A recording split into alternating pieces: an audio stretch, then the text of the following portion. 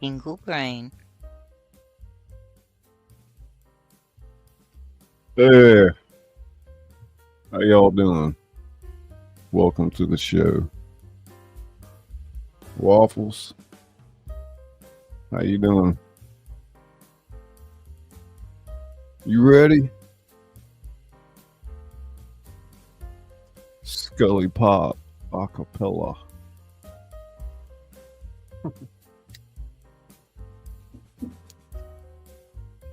Welcome, welcome. We're down here live on Bourbon Street, Mardi Gras. Got Izzy working back there, running some art and overlays that we put together. We do have some music. What else? I've got some stuff I'm going to read tonight. Super Dave, Super Dave, Super Dave. Hey, buddy. Good evening, Miss J, Miss J. Yeah, Waffles. So you've been working hard and you've been here every time. I was looking at my back end. It looked like I had a spot. A couple people I ain't seen in a while, you know. But anyway, hey Wanda, Heavy Metal Chef, my bro. It's good to see you. Hey Hairbag. I think we're sounding pretty good. Well, I guess you didn't want to put any music up. I tried to figure that out. What we got here? Oh, it is playing. Can I not just hear it? Let me see something. No, it's working. Oh, I can't hear that. Okay, we're good. Hey, Dennis.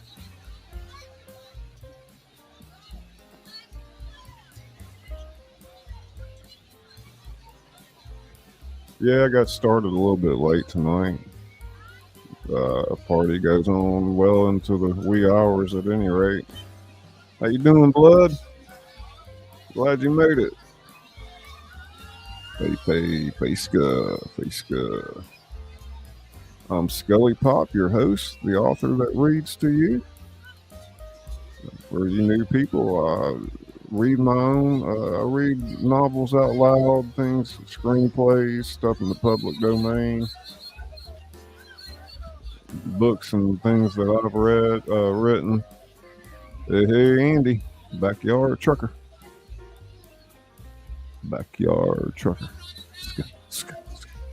I'm good, just chilling, Scully, says Blood. Yeah, y'all come on in, relax. You know how it goes. I usually start reading about 20 minutes in. Moderator extraordinaire, TWBP Popcorn. And that is his emoji right there. Can y'all hear the music, or is the thingamajig too loud? Let's see something. Pull it down just a little. Pull that down. We've got our other cam over here as well. Let's see a balcony shot of Bourbon Street. What else? Looking pretty good. Looks pretty good. Yeah, we've got a couple new overlays that Izzy made for the show tonight. Can you hear the music, Dennis? That's better, huh? Okay. Yeah, I'm trying to pull that way. They're being so loud over there. I can't even hardly get it low enough. Let me show y'all, like, what it sounds like.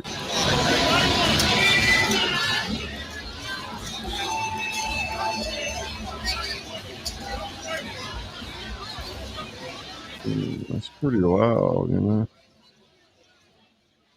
So, okay. Super Dave, how you been doing?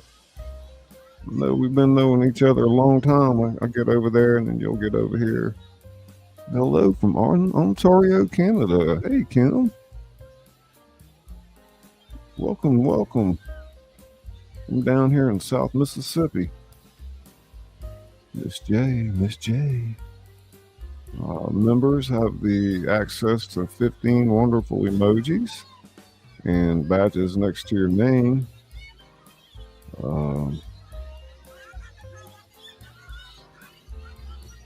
Hey everyone, says Izzy.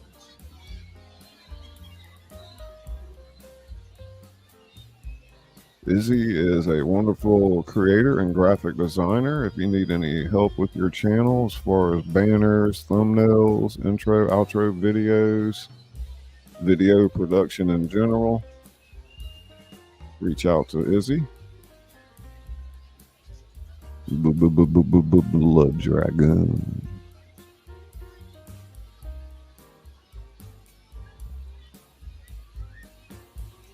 They're back. Phoenix sent me over here. Okay. You're highly welcome. It's good to see you. I do a lot of, like I said, a lot of readings. We do some theater work as well, and I have somewhat of an ASMR twist into some of the things that I do. ASMR is autonomous sensory meridian response. You get the tingles like on the back of your neck. It's not for everybody. Sometimes I go off on the riffs, and sometimes I lay low with it, but you know.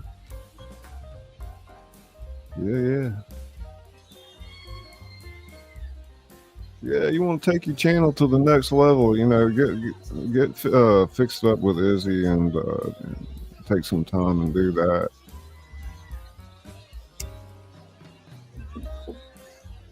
Tonight, I'm going to read a little bit about the different crews, like Crew of Bacchus, Crew of Rex, Crew of Comus, Crew of Momus. So you'll learn a little bit about how that works. We'll also discuss the history of beads and throws, and we will touch on the how can I call it, the phenomena of beads being exchanged for, well, you know, how else can you say it, booby shots. And then I'll read you a little bit from a new novel, which is based in New Orleans in the French Quarter. It's about a former detective that comes back to New Orleans and he finds out that his sister is missing. And they are from the Laveau bloodline. It's very interesting. It's far as Mardi Gras goes, for the upper class, the lower classes, etc. Hey, Tony. Come on in. We got a seat right up front for you.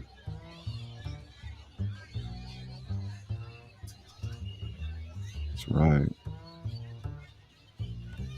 We also have our wonderful Emerald Wonderland series where the Wizard of Oz meets Alice in Wonderland head on and every other fairy tale character in between.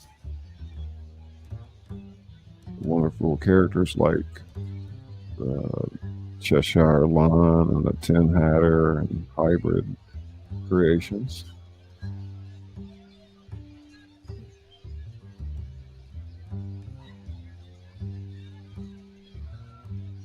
So yeah.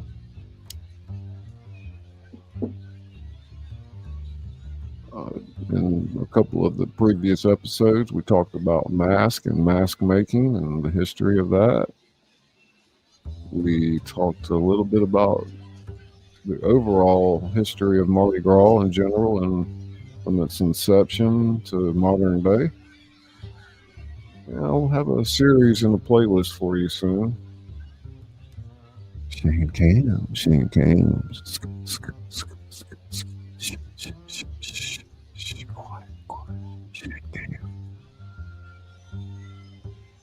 Boom, boom, boom, boom, boom. Woody tingles. You're wearing earbuds? Put them in deep. Digging the art skulls. Yeah, that's my Izzy Skull, aka Tingle Pop. Hooking it up.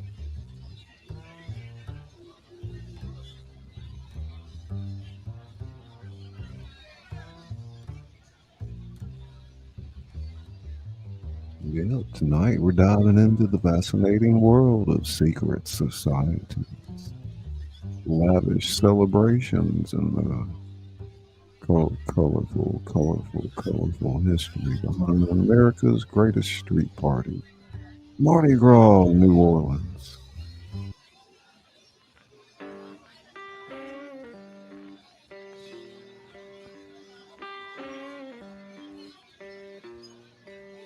Wanda, Louisiana.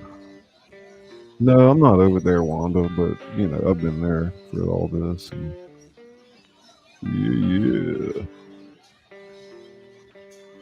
Well, we've seen a few crazy things over the past, days and weeks, and these live cams.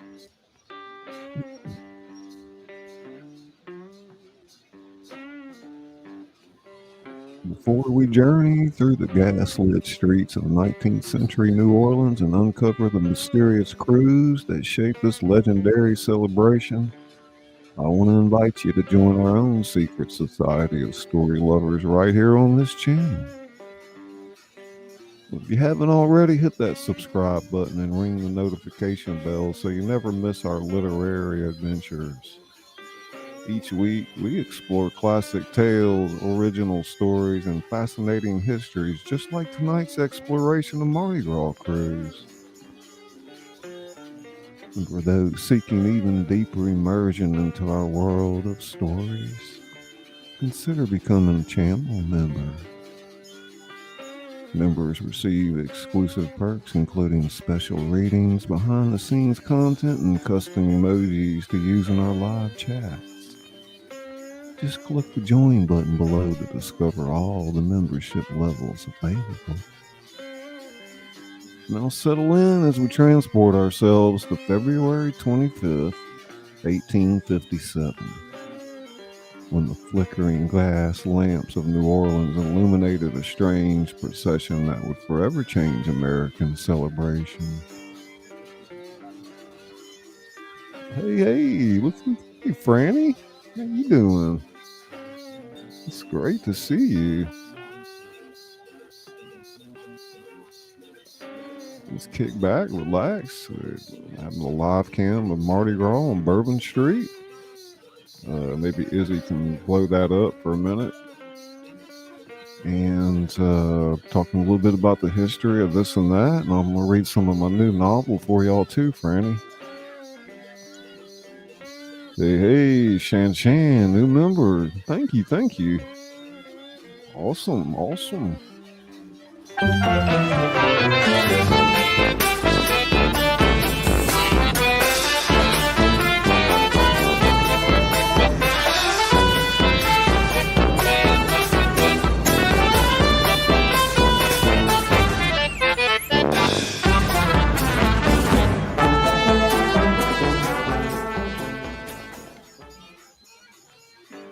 Oh, thank you so much, Shan.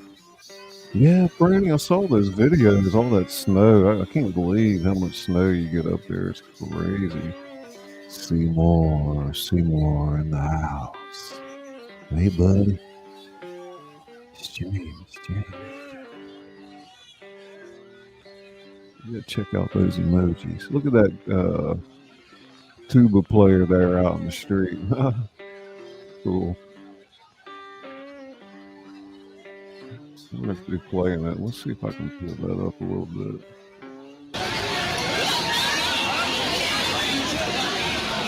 Check him out, boy. He's like King Rex. King Rex hair. Yeah, they're getting crazy down there. We also have our balcony can, everybody. That's over on the other side, looking down from one of the balconies.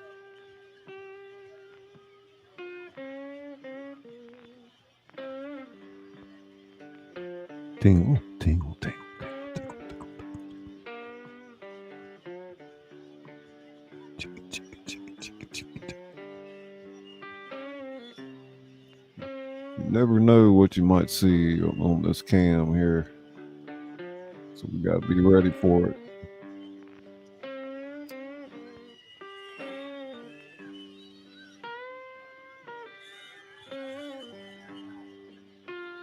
Our wonderful guest, Mr. A, coming in from the Netherlands.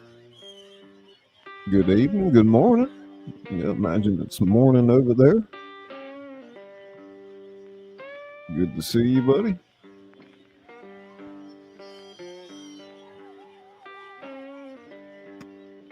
So yeah, for those of y'all that don't know, sometimes the women pull out their boobs when they throw beads to them. You know,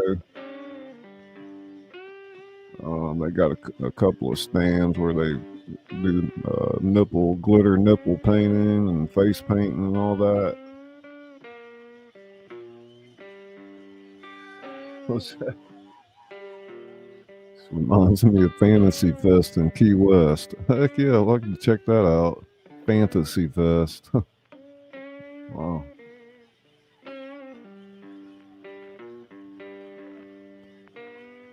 Shan Camp, tinkles. Hey, Sunday dinner chef, my bud Tom. I'm the third one from the left on that video. Is that you down there, Tom? Wave to us, buddy. Y'all look down there. Tom's gonna wave up at us. Yep. And people just trudging along on this side. Oh my goodness. Yeah, I'm gonna talk a little bit about the different crews here in a minute.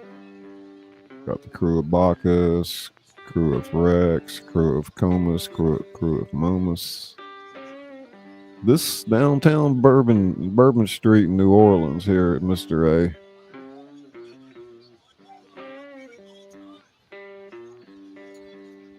What we call the Mardi Gras,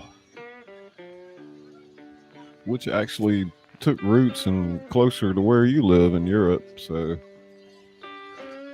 the idea of carnival started back in the 12th century in Venice, I believe it was. Hey, Ivy, come on, join us. Good to see you. Your channel's looking great, by the way. He got the food. Yeah. Mr. A, say hey to Izzy. She's backstage helping me.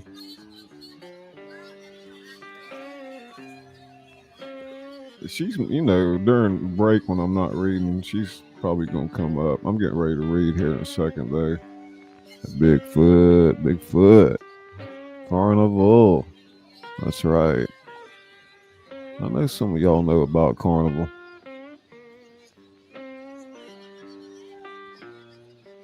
Franny, when y'all gonna get a break from the snow? Goodness gracious, looks like it's 10 feet high out there. Blood dragon.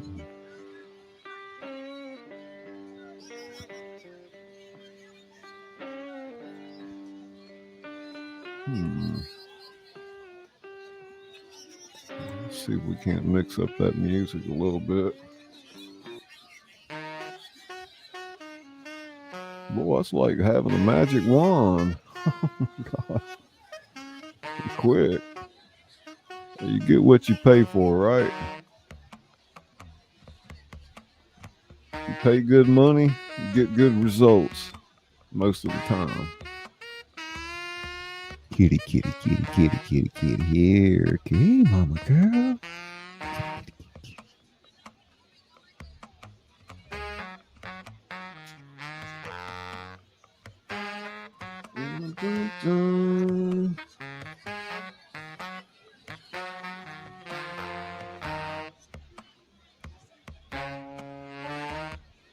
I don't know why they got such a lag in that audio, with music. If you want to sing along with the music you got in your broadcast, it don't sync up right. It's stupid, man. They need to continue it as a playlist. Hey, Janica. Heck yeah, I didn't think you were going to make it.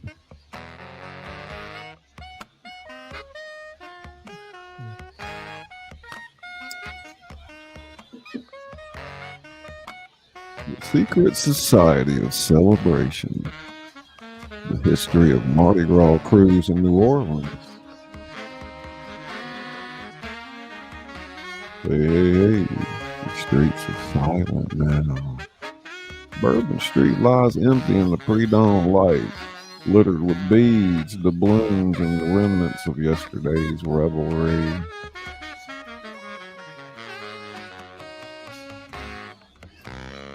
But just hours ago, these same streets thundered with the sounds of celebration. Celebration centuries in the making. February 25th, 1857. The gas lamps of New Orleans flickered as a strange procession wound its way through the darkness. Torches illuminated masked figures on elaborate floats, throwing trinkets to awestruck onlookers. This wasn't just another night in the French Quarter. This was the first organized Mardi Gras parade in New Orleans history, put on by a mysterious group calling themselves the Mystique Crew of Comas. Their appearance would forever change the fabric of American celebration and launch a tradition that continues to evolve more than 165 years later.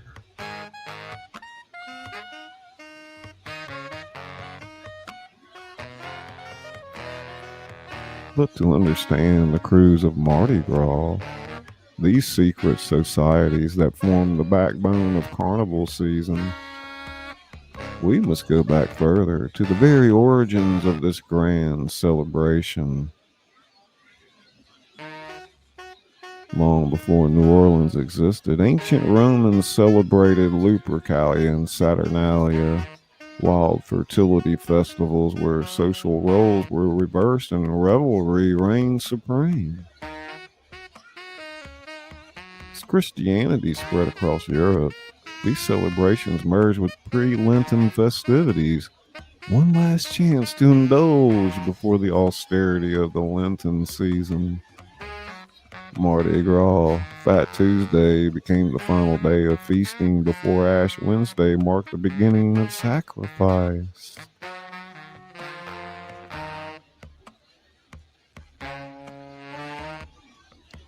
When French explorers Pierre Lemoyne d'Iberville and Jean-Baptiste Lemoyne de Bienville landed at a spot south of present-day New Orleans on March 3rd, 1699, they realized it was Mardi Gras back in France.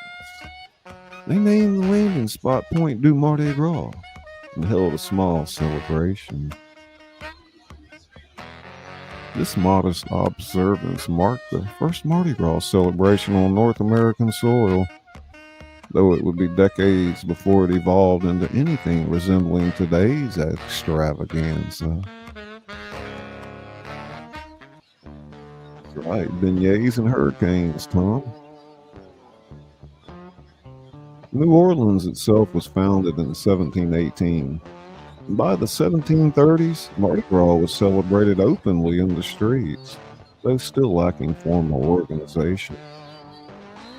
The earliest celebrations were remarkably chaotic, maskers on foot or horseback, sometimes drunk and disorderly, parading through streets with little structure.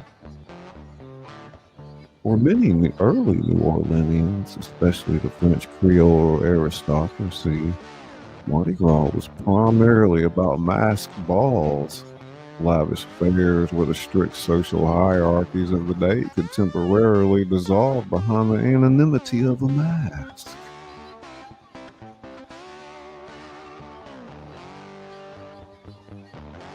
But the true transformation came with American control of the territory.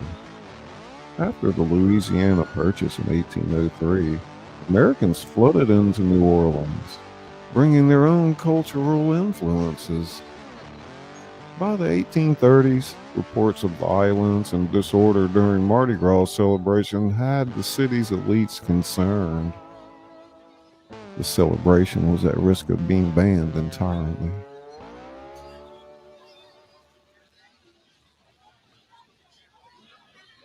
Enter the mystique crew of Comus. Founded by 6 businessmen from Mobile, Alabama, who had transplanted to New Orleans. Most were Americans, not Creoles, and they saw an opportunity to both save and transform the celebration. Their 1857 parade, with its themed floats, organized procession, and selective membership, created the template that would define Mardi Gras for generations to come. Good evening, Weston, May Autumn. Come on in, we got a few more seats up here for you. Who were these men of Comus? Why the secrecy? The truth lies in the complex social dynamics of 19th century New Orleans. The founders were part of the American faction, wealthy Protestant businessmen seeking to establish their place in a historically French Catholic city. By creating an exclusive organization with secret membership, elaborate rituals, and invitation-only balls, they established a new kind of social prestige. The name Comus itself reveals much. In Greek mythology, Comus was the god of revelry and chaos, son of Bacchus. The crew embraced this mythological connection, establishing a tradition of classical themes that continues today. Their 1857 parade theme, The Demon Actors in Milton's Paradise Lost, set a high intellectual bar that challenged viewers while dazzling them with spectacle. For nearly 2 decades, Comus reigned alone as the only Mardi Gras crew. But in 1872, a momentous visit changed everything.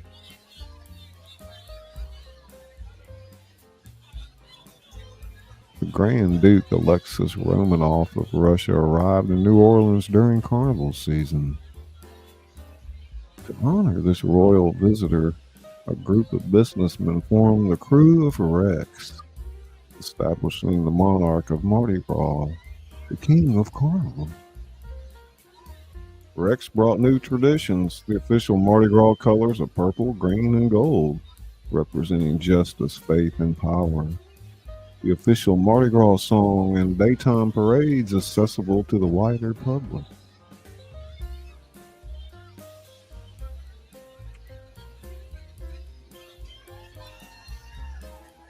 That same year, the crew of Proteus formed, followed by the Knights of Momus in 1872. These big four crews, Comus, Rex, Proteus, and Momus, would dominate Mardi Gras for nearly a century. Their membership list reading like a who's who of New Orleans society.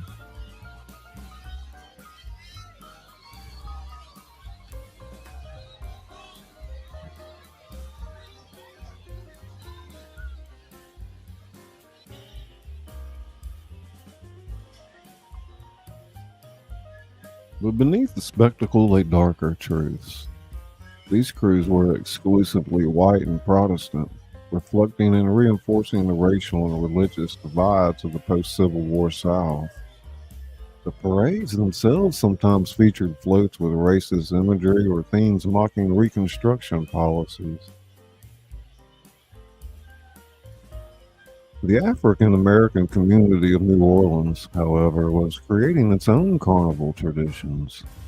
The Zulu Social Aid and Pleasure Club, founded in 1909, began as a parody of the white crews but evolved into one of the most significant and beloved Mardi Gras organizations. Their parade, featuring members in grass skirts and blackface, with their famous coconut throws, became the centerpiece of African American carnival celebration. Meanwhile, in the working class neighborhoods away from the Garden District mansions, a completely different Mardi Gras tradition was evolving.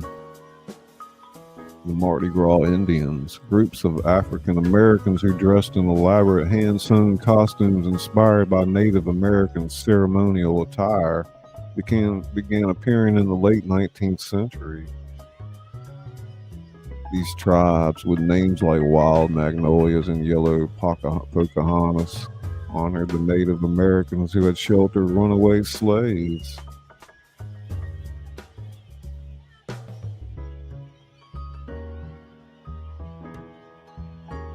The big chief of each tribe would spend an entire year handcrafting a new suit, sometimes weighing over 100 pounds and costing thousands of dollars to create. On Mardi Gras Day, tribes would meet in ceremonial confrontations that once turned violent but evolved into competitions of song, dance, and costume artistry.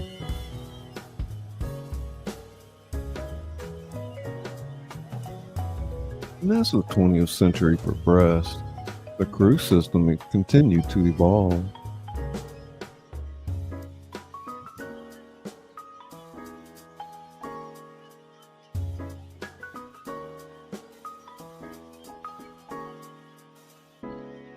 In 1968, a seismic shift occurred when the city passed an ordinance requiring crews to certify they did not discriminate based on race if they wanted to parade on public streets. Rather than integrate, Comus, Momus, and later Proteus ceased parading. Only Rex adapted to the new reality. This opened the door for new super crews like Bacchus, 1968, and Endymion, 1967, which revolutionized the parade experience with massive floats, celebrity monarchs, and open membership policies.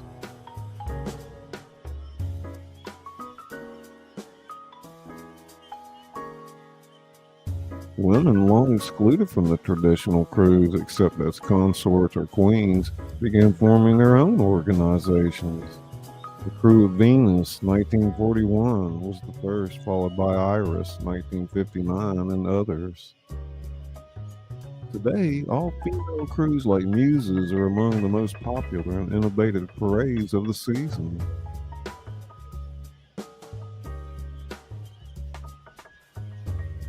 The economic impact is staggering, over $1 billion annually for the city, with crews themselves spending millions on floats, costumes, and throws.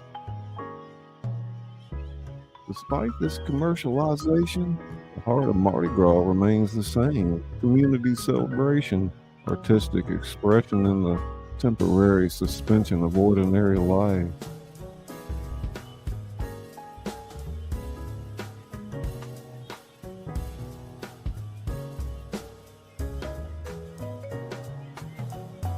And today's Mardi Gras reflects both the weight of tradition and the winds of change. Rex still reigns as king of Carnival, but the celebrations expanded far beyond what those 6 men of Combs could have imagined in 1857.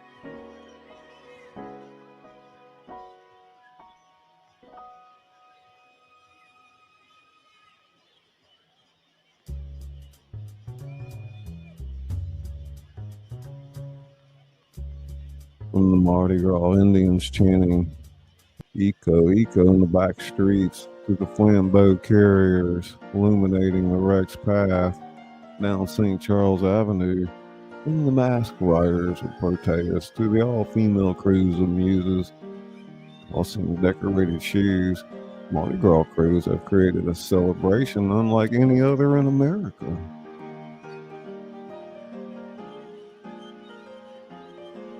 And as the sun rises on Ash Wednesday and the street sweepers clear away the last evidence of the previous day's excess, the cycle begins anew. In crew dens across the city, artists are already sketching designs for the New Year's floats. Seamstresses are considering patterns for new costumes. Big chiefs are planning their next suits. And behind closed doors, the captains of crews old and new are plotting how to dazzle the light and sometimes challenge the crowds that will gather again when the calendar turns to carnival time.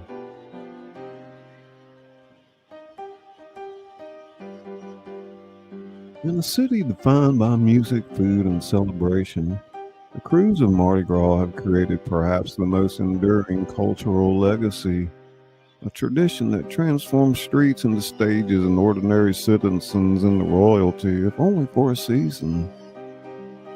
Their story is the story of New Orleans itself. Complex, sometimes contradictory, rooted in tradition yet constantly evolving, and above all, utterly unique in the American experience. As we say in New Orleans, Laissez les bon temps rouler. Let the good times roll.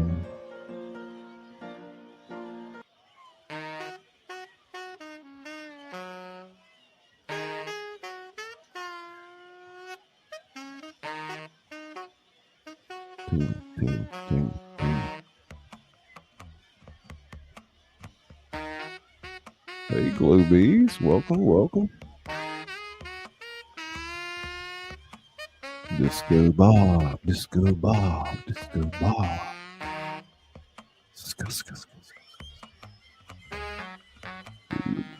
Western, Western. It's crafting enthusiast. It's Jay, it's Jay. Blood Dragon. Bigfoot. This is good. Hey, Globies. You're glad you made it.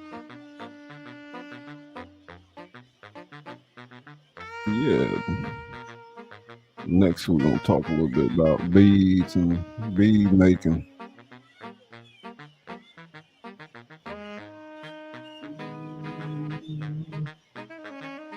Switch our camera up here.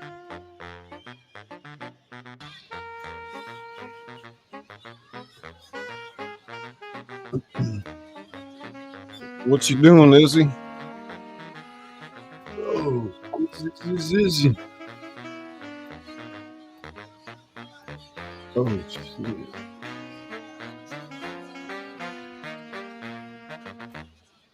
I was about to say, am I not on camera? Yeah, I'm here. Where you at? Gosh, I thought I was like, oh shit, did I take myself out again like I did the other night? No, you wouldn't have let that happen. Hey, everybody, say hey to Izzy. Hey, Izzy. Izzy, say hey to everybody. Hey, everybody.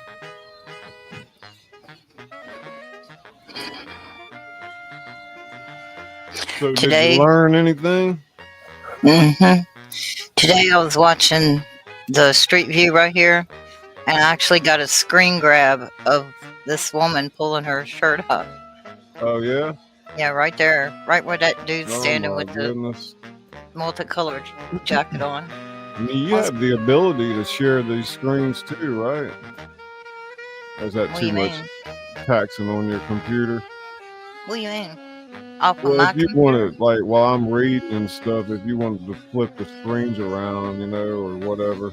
I can run my own back here. I can't switch your screens around. I know, but if I was to take them down and you put them up, you know, you can control that. Yeah, why But not? that's probably too much. That way, I just got to sit here and do Hey, nothing. Miss J. Exactly.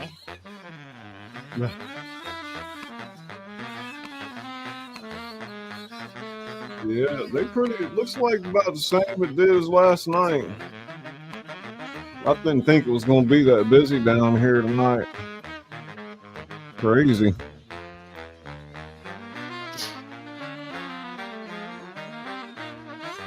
I imagine. Is that a green duck he's carrying around? Oh, looks like it. Looks like a Gumby doll or something. Oh. What do you think it costs to just, you know, like today? How much would it cost for people to get those drinks and stuff? You think? Because it's been a while since you've been. Yeah, I don't mean that. I would probably think it's about $20 to get one of those drinks in a green thing, you know. Like what she's holding up. Yeah. You always see those green things laying in the road the next day. Yeah, I'm glad that they don't allow glass though. That's good. Yeah, definitely, man. They made the sign movers move today. I bet back in the old days they didn't think much about glass and stuff. People just got hurt, you know. Did you hear what I said? What's that? The cops made the people with the signs move. Oh, did they? That's cool. You see them There's scattered. that cross right there. That guy with the cross. Yeah, you see them scattered, but you don't see them clumped up in front of the cameras and stuff. They made them spread out. The cop was directing them. You go over here. You go over there. You go down there. I guess people complained. Like the Caesars over there and...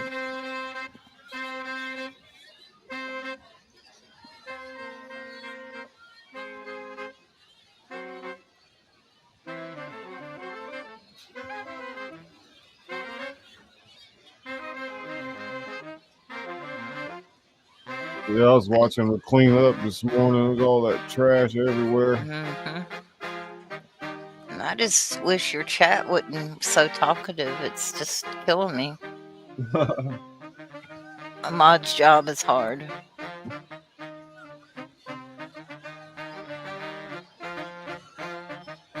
Look, he's pointing at the camera, showing her. Say, smile, we're on candid camera. What the hell is that, Kim? There you go. Semicolon, P, semicolon, is laugh out loud.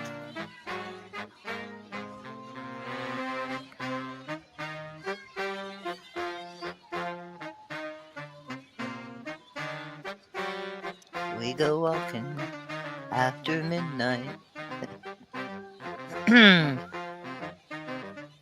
I'll talk about things people usually find weird. The balcony view is busy. We've also got Janica watching these on during the day too. So there you go. At least it's lit up a little better than it was.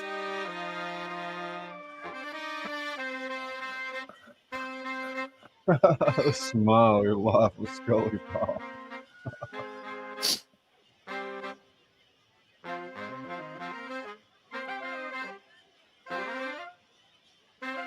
I think I'm catching a buzz off this black tea tonight. I drank so much of it.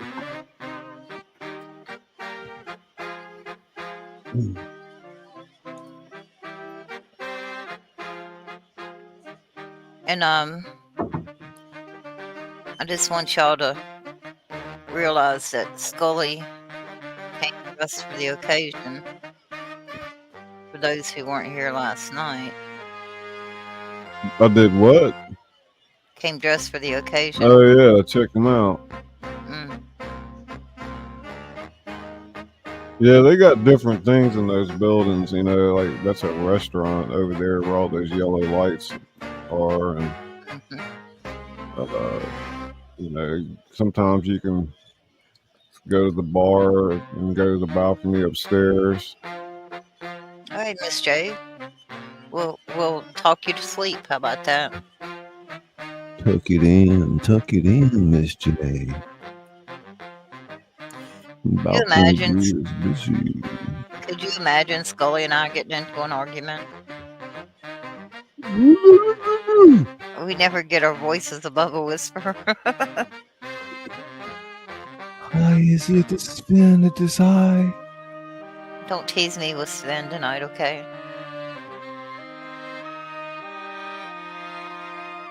He's done went back to Sweden. I come back for you, okay? Okay.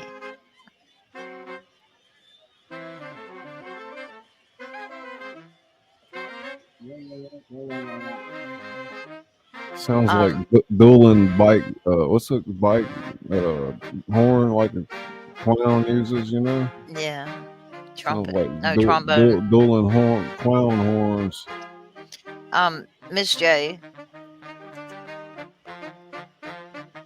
It's okay to fall asleep, but make sure you hit that. Thank you, Blood. Make sure you hit that thumbs up though before you go to sleep. Blood. Catch a girl.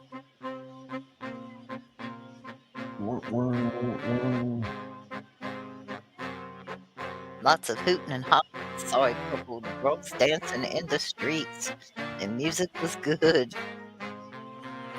Yeah, Blood, that was a while ago. I went to the bathroom. I said, be right back, Blood, and you were not there.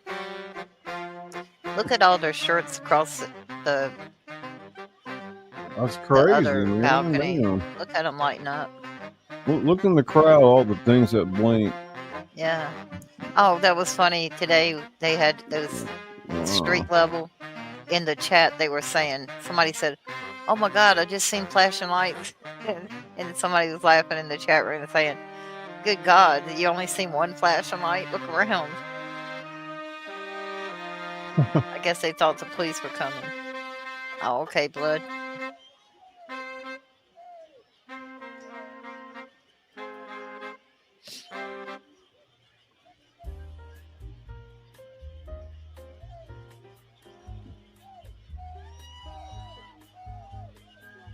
God, it sounds like a football game. Hike, hike, hike. Was that what is that down there? His name is Blood Dragoon. I thought that was a National Guard up on the end of the balcony, but that's a kind of a guy that's wearing like a weird looking suit. Dragoon.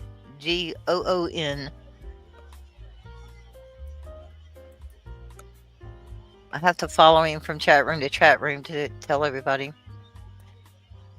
Yup, Izzy just said it. Yeah, that's it, Kim. And Weston. His name is Blood Dragoon. You're welcome. You reckon there's a lot of batteries down there? Why? All those lights blinking? No, they're LED lights. Well, how do they run them? With batteries, right? There's this little tiny, little bitty round things. It's not. Well, they don't run by magic. Ways. Yeah, but you don't. You're not gonna. No. Batteries. let's not talk about batteries. We went through that last night. Battery operated boyfriends. Oh yeah, y'all in your dirty minds. Your dirty mind. You started tonight. Hey, Janica. They are lit up pretty good tonight. They weren't. They haven't been though. Batteries, battery operated. Mm.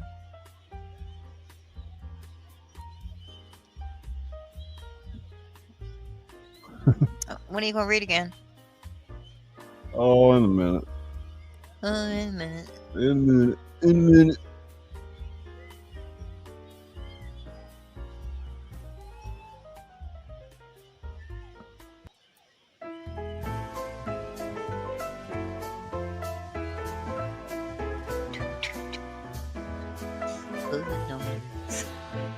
Yeah, I got a big old sweet potato in the slow cooker. Uh-huh. Yeah, potato soup. Oh, that sounds pretty good. Oh, Scully, and I want to hold the chat room too. How many of you got a notification for Scully's stream?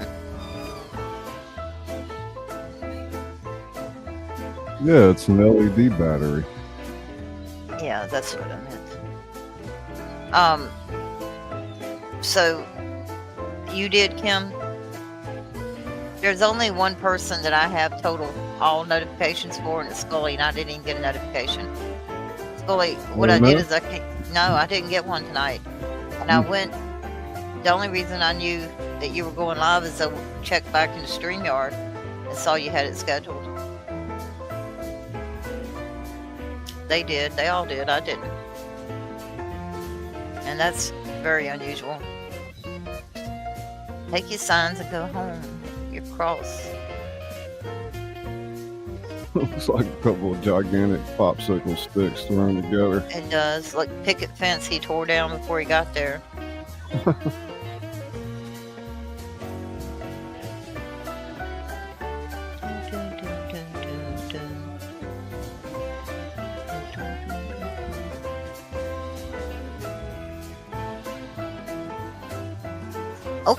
Okay, it's an LED battery. Get up, get on. It's over with. They're not the one you're Look, thinking there's about. the ace.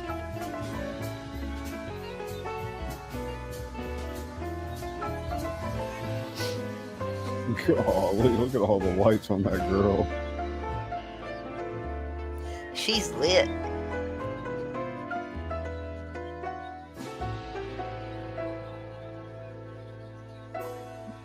Kendra Pop is in the house. AKA consume the goodness. Jenny tingle tingle tingle. Hey, Kendra and Jenny. Jenny put it up. Hey, Yeti. Live shot of Bourbon Street. That corner of Bourbon and St. Peter, downtown French Quarter, Mardi Gras, 2025.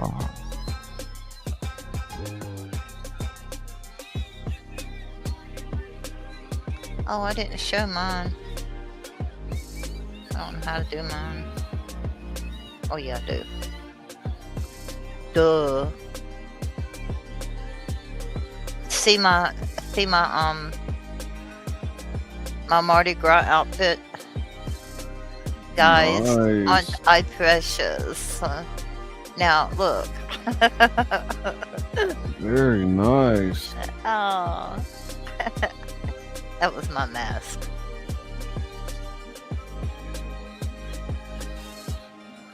Oh yeah. Jenny, what you doing up so late? She's in she in another country? Probably been about the same time zone, I would think. Uh-huh. Just north, right, way up in Canada. It's That probably dude's drunk. freezing cold up there. Jenny, she's used to the negative temperatures, you know. You know what the temperature is here? What is it? I don't. 33. I tell you what, it was 65 in New Orleans last night, but it's like 50 degrees over there right now. It's not exactly warm. I just now got your notification that you was live. Great. Just now. So if you get more people coming in, maybe they on the same schedule as mine. It's 5 there, Franny. Oh my god. Dang. I hope your greenhouse is holding up, Franny. Y'all gotta heat that, I'm sure. I think I noticed in that video you had all that covered up, but man, is that enough? I'm about the same temp as you. Yeah, I'm over on the eastern side in Virginia. I'm in the middle here. Annika is in Connecticut. She's always cold up there. Yeah, I imagine so. 30 degrees? Cool, Jenny. Connecticut, that's that little state with the hook on the end, isn't that right? Oh, there you go, Kendra. Janica, he's talking to you. 21 there in Connecticut.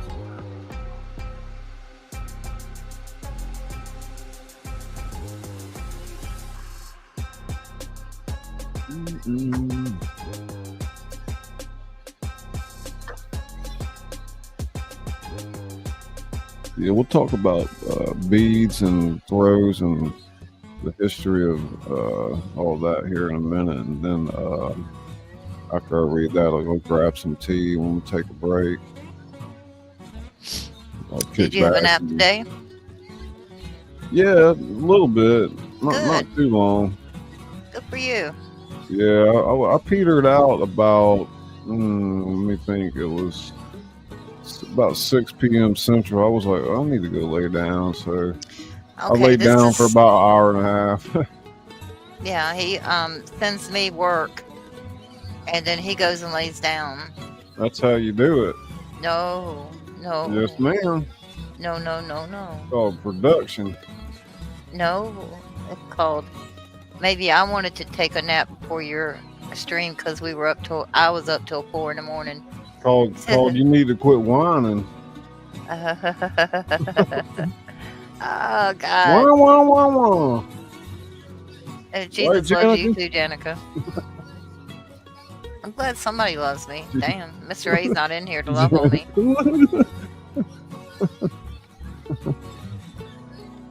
Oh God, that dude's screaming on that damn. Look, he's got the microphone again. Look. Oh yeah, he's in the megaphone. Yeah, right there. See him? That's the one that was.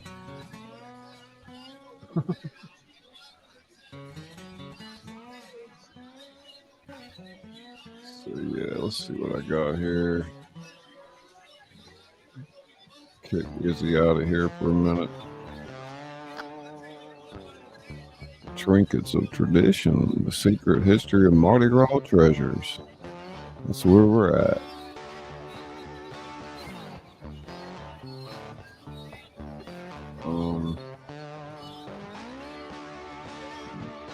The streets of New Orleans in 1872. City still reeling from the devastation of the Civil War, and they welcome an unexpected visitor. Grand Duke Alexis Romanov of Russia. As his carriage rolls through the crowd, something extraordinary happens. Small, colorful objects arc through the air, falling into the outstretched hands of ecstatic onlookers. These weren't just jewels or gold coins, but something that would become equally precious in the cultural landscape of American celebration. The first Mardi Gras throws. What began as simple glass beads tossed to honor Russian royalty would evolve into one of America's most enduring cultural phenomena. Those initial throws, worth perhaps pennies in material value, today fuel a $500 million industry and form the beating heart of carnival traditions throughout the Gulf Coast. But there's a darker side of this glittering legacy. one of environmental damage, exploitative labor practices, and cultural appropriation. This is the untold story of how simple strands of glass and metal disc became powerful symbols of celebration, status, and identity, a history complex and colorful as the beads themselves.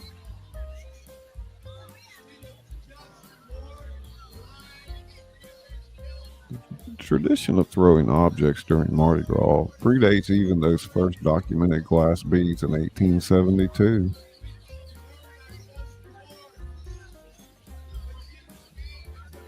Early carnival societies in Mobile, Alabama, America's original Mardi Gras city, tossed candies, nuts, and small trinkets from parade floats as early as the 1830s. These humble offerings established a fundamental aspect of carnival, a joyful exchange between crew members and spectators, a momentary dissolution of the social hierarchy that normally governs Southern life. When Mardi Gras celebrations took hold in New Orleans, the practice expanded dramatically. The newly formed crew of Rex, established specifically to honor Duke Alexis, cemented beads as the throw of choice. But these weren't the plastic beads we know today. Early Mardi Gras beads were delicate treasures, handcrafted glass strands from Czechoslovakia and Venice, often featuring intricate details and vibrant colors that mimic precious gemstones.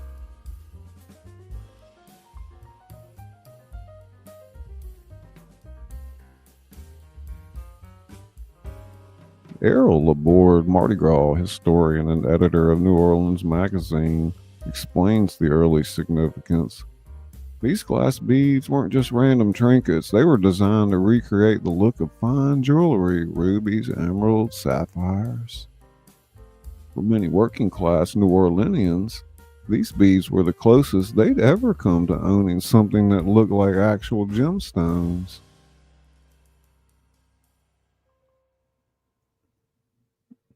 The democratizing nature of these throws cannot be overstated.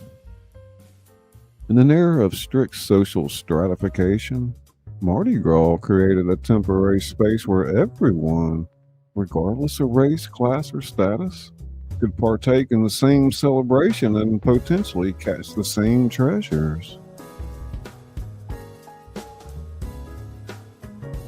By the early 1900s, a new type of throw entered the Mardi Gras tradition, the balloon. These aluminum coins, inspired by Spanish colonial currency that once circulated in Louisiana, first appeared in 1960 when the crew of Rex minted 80,000 of them for their parade.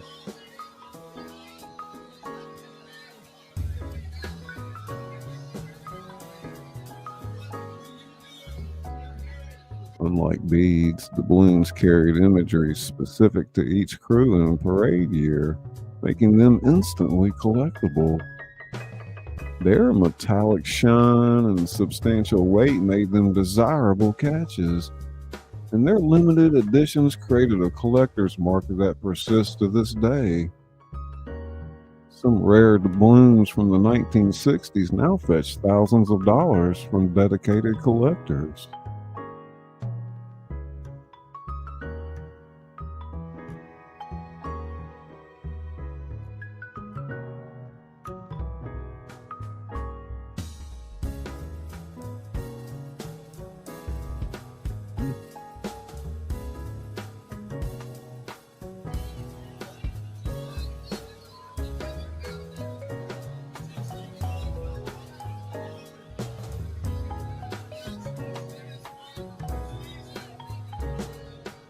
The most dramatic transformation in Mardi Gras throw culture came in the 1970s and 80s, when plastic replaced glass as the material of choice for beads.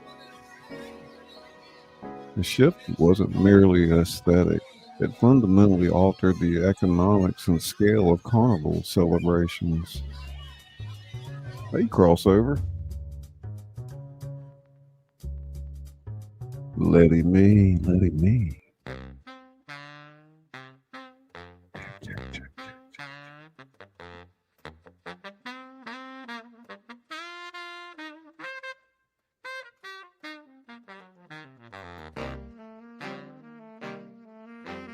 Yeah, there's a big environmental impact with the beads and all that.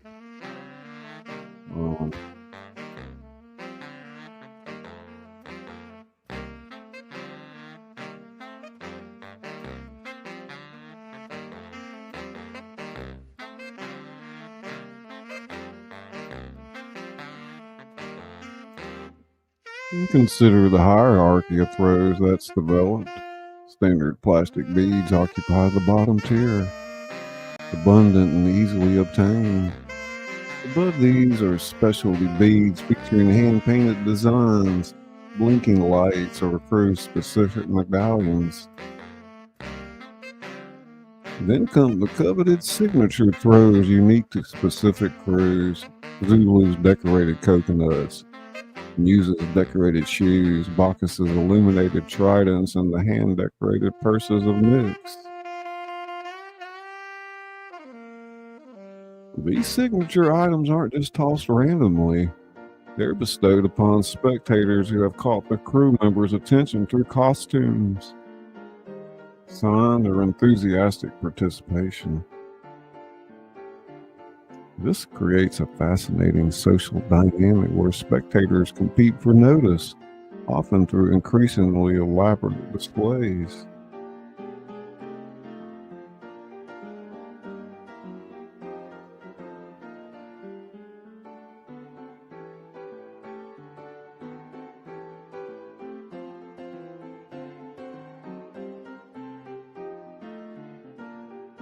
The symbolic power of these throws extends beyond the parade route.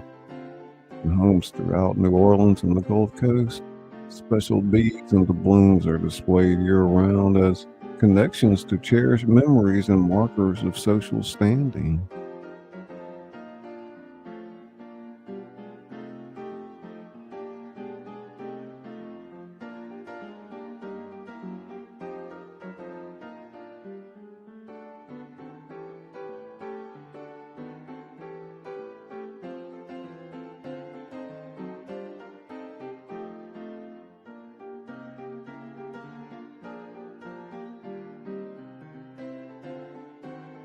The story of Mardi Gras beads and doubloons is ultimately about more than plastic trinkets or aluminum coins.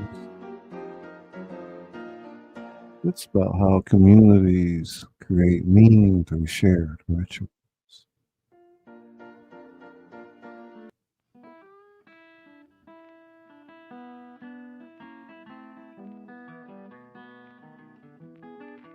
So as we watch the crew members on their floats, arms raised with strands of beads and glittering doubloons, we're witnessing more than just a parade tradition. We're seeing a complex negotiation between past and present, between celebration and consequence, between the desire to preserve cultural heritage and the need to ensure its future.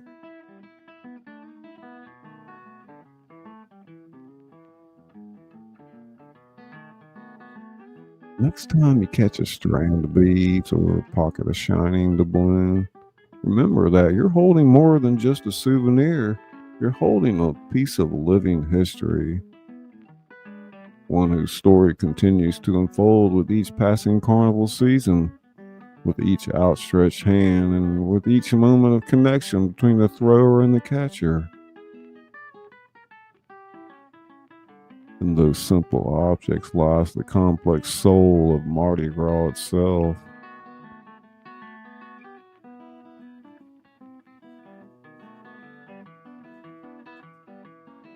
And perhaps that's the most valuable lesson these trinkets can teach us.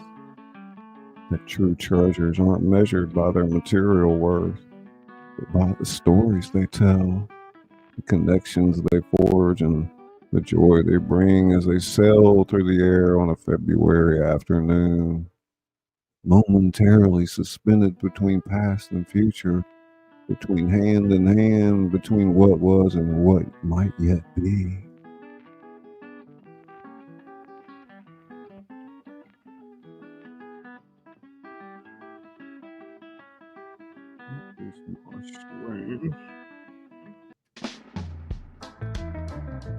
Oh yeah, oh yeah. I say I'm ready for my tea.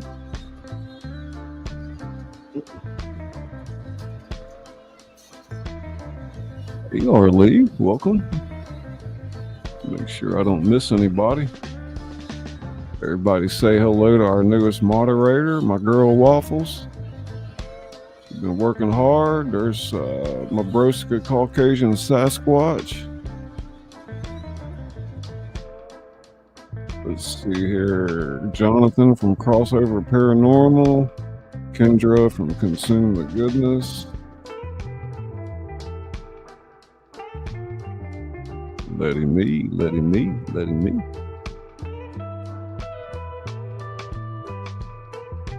Granny's phone. Jimmy. Lawless in the world.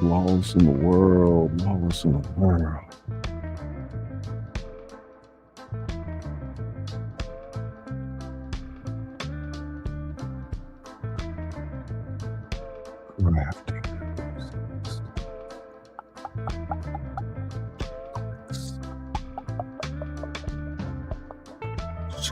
Wow.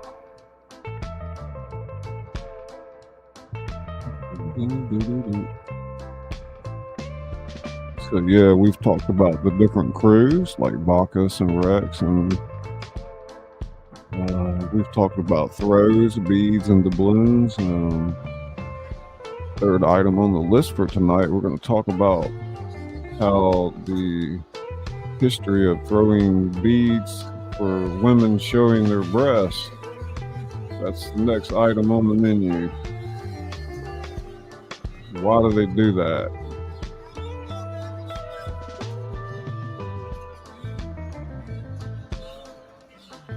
Yeah, I did a little research.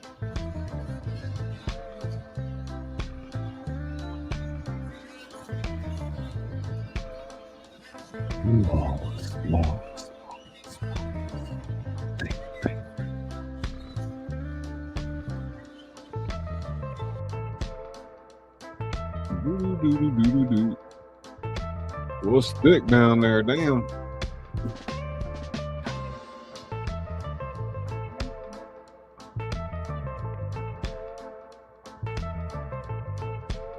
Yeah, let me go scoop up some tea real quick, Izzy.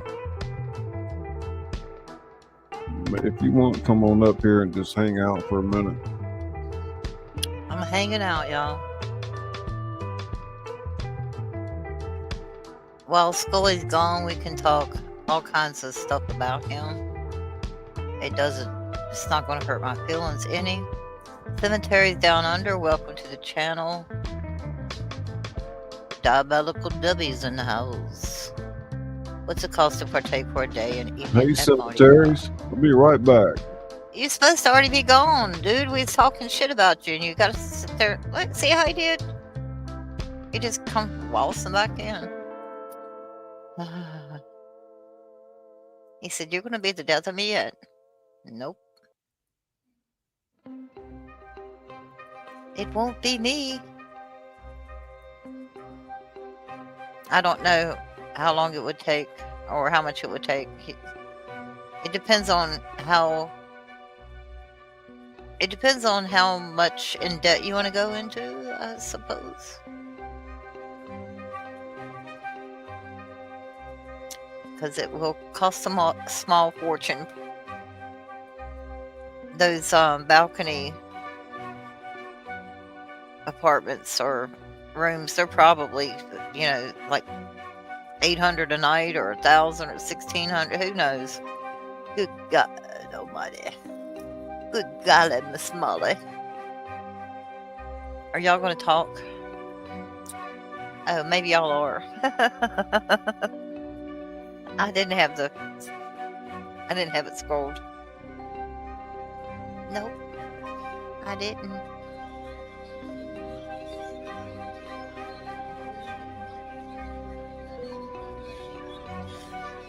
We were talking last night about all of these people that are walking around without masks on. About all the facial recognition that's going on, like scanning people's faces like crazy.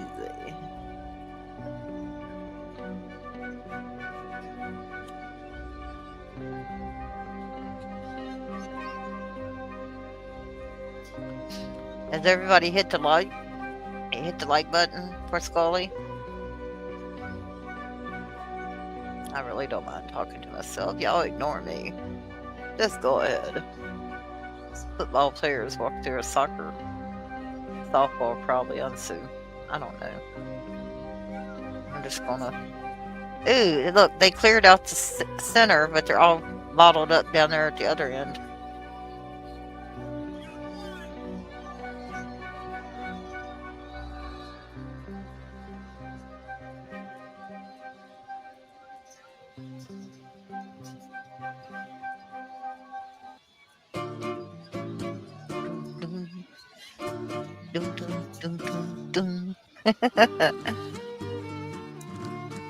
A typical costs a fortune at Disney World. I bet. Never been. And at this stage of my life, I never will go. And you can see the military presence there. National Guard again. Which, I don't know how long they're going to have them out there. Security, security, security. Red alert.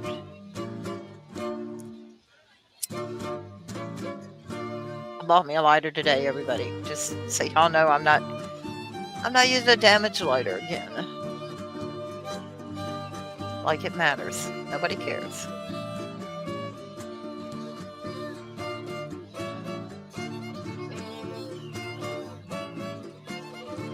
Hey, Sun Cola. Welcome. He was actually to the left before tonight. I mean, before I seen it again, he was to the left around the corner right there.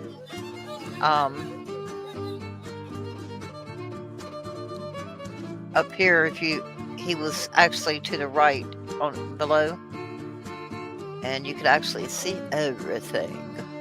Of course, there wasn't hardly anyone out there. I guess he had made his money for the day, Janica.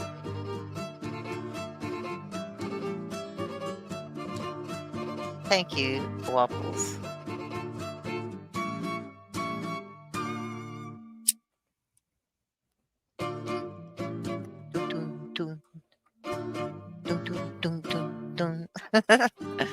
I can't help. I'm really getting into this music. No, I'm not.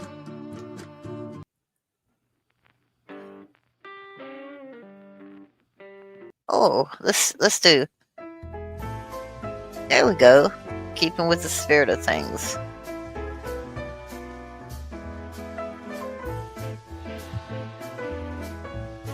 You know, I was just thinking, with this coming to a close in a few days, and then you got St. Patrick's Day coming up.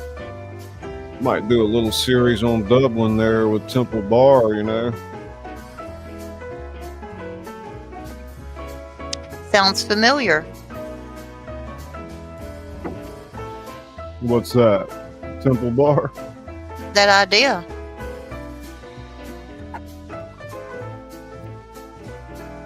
I don't know. I like looking at these live cams, you know, if we can use them as far as commentary goes. That works out pretty well. Yeah. Diabolical. Baby.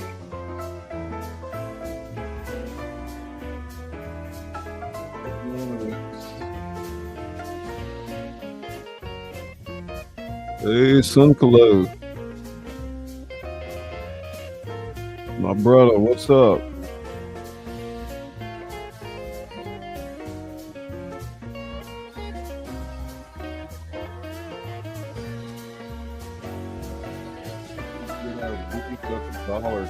Dollar Tree.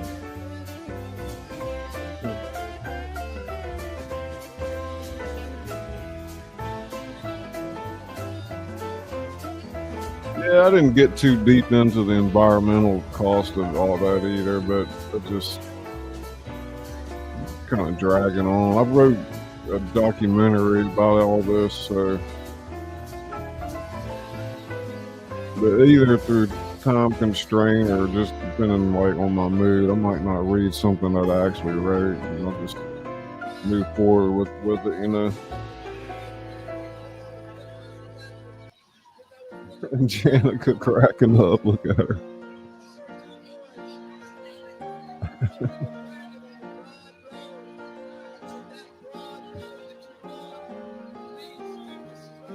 Yep, down on Bourbon Street.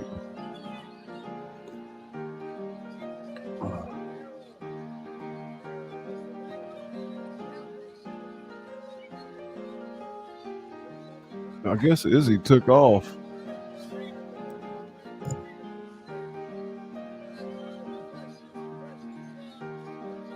Right, Shan, Laissez, le Bon Temps Rouler.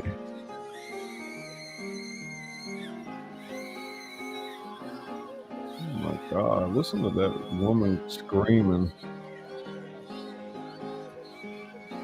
What's she screaming about, man?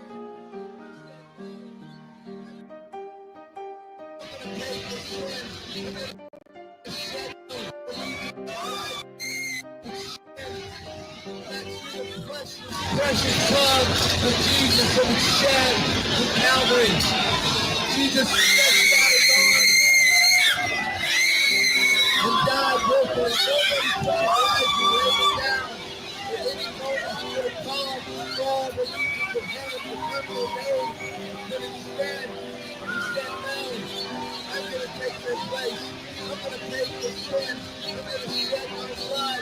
I'm going to take the What you thought had the kettle on? And on that cross, when they mocked him and said, bring yourself down, healer.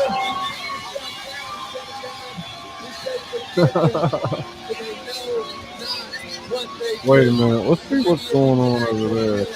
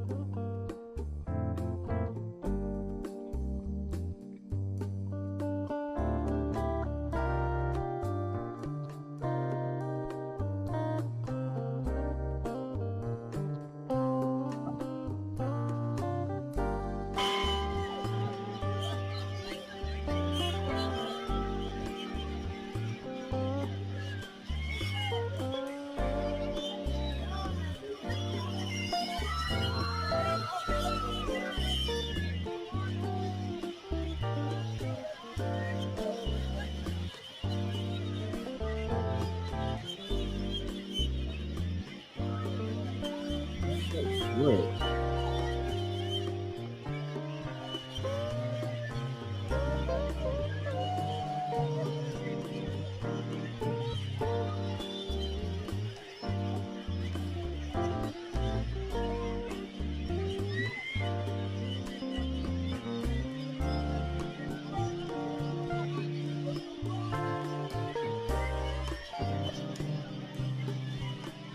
Can't get it to switch back to the street view for some reason.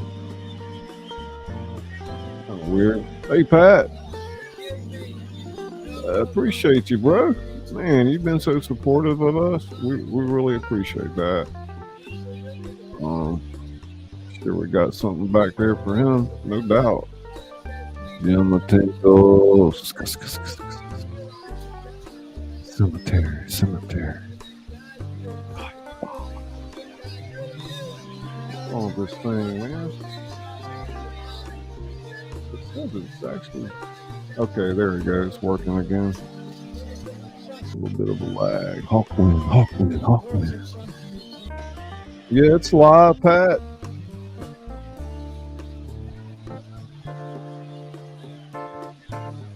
You're getting nuts down there. Let me turn it back up where y'all can listen to it for a minute. And we all walking towards the cliff, not knowing ahead is a disaster. Many of you are on the road. It's like a railroad track, but there's a train speeding down that track headed for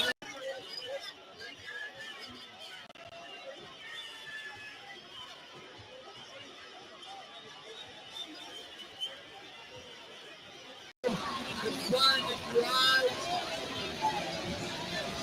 and you're going to be speeding. Oh, I see. Izzy's got it. My Okay. enemy sees the devil. The enemy, your adversary, is the devil.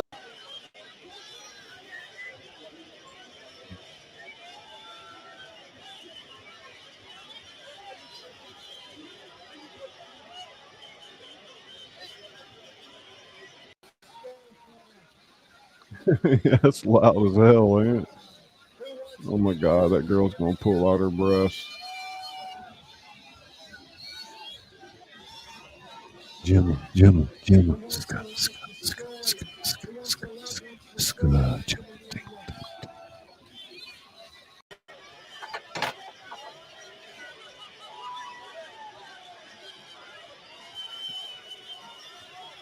Throw me a bead, man.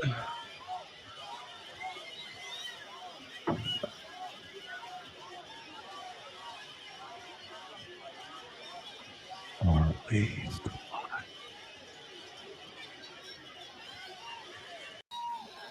Live cam, Bourbon Street, New Orleans for the Mardi Gras 2025. For all you night owls, stick around. I'm going to read a chapter from my new novel, Carnival Crew, which takes place down here during Mardi Gras.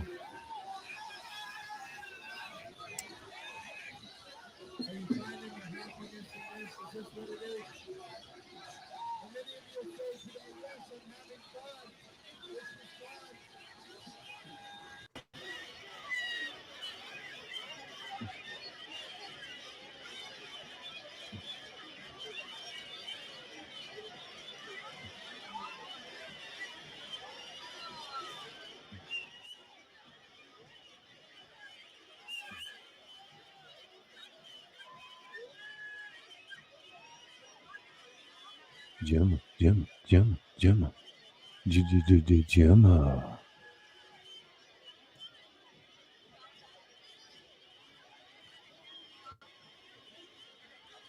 Everybody say hello again to our new moderator, my girl Waffles. Working hard out there. I know, right, Pat? I don't know. I just can't really push religion on anybody that like that.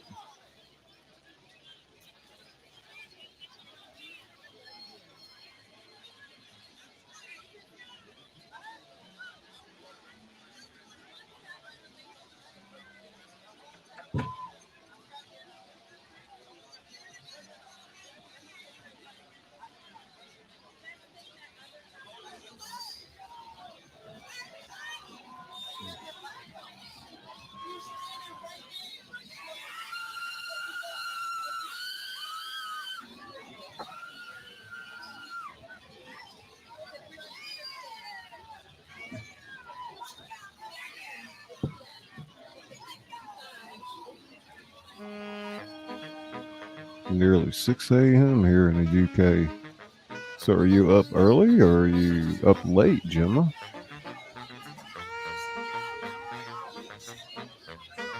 I'm having some black tea. How about you?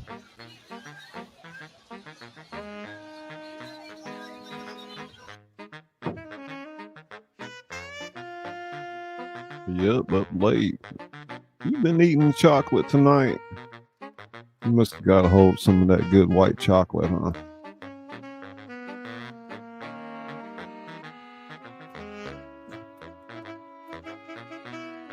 It's 5 p.m. in Sydney. Wow. Different world, dang. That guy stepped it up. He's carrying an entire cross. Yeah. Yeah, but you go down there, man, and you go walk up to him and be like, what the hell you got wheels on that thing for?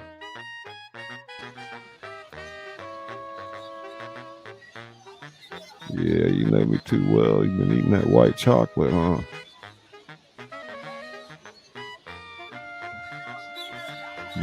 Jim, let's go. Jim, ting, ting, ting, ting, ting, ting.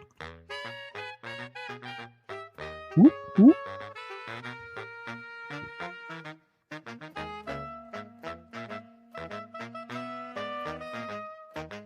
Janica, tuck it in, tuck it in.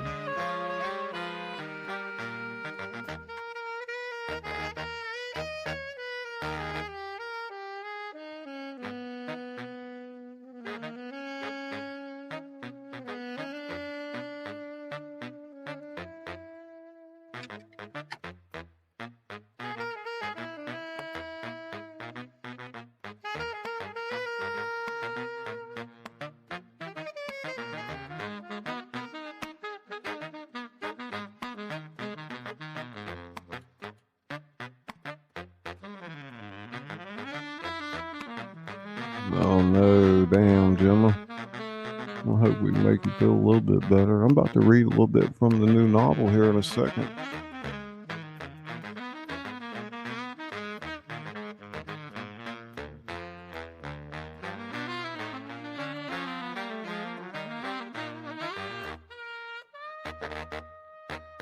Oh no, we got to read this last bit about Mardi Gras throws. Throw me something, mister. The cry echoes through the French Quarter as strings of plastic beads sail through the night air. What happens next has become the most internationally recognized and misunderstood symbol of New Orleans Mardi Gras.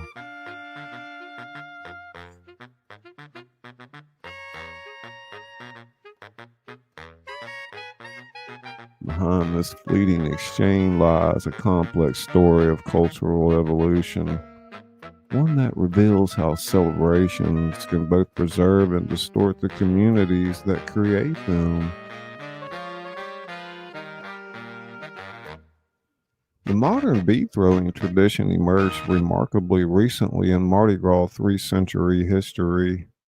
Carnival celebrations in New Orleans date to the early 1700s. But the specific practice of exchanging beads for nudity only gained prominence in the late 1970s. A fact that surprises many who assume it represents ancient tradition.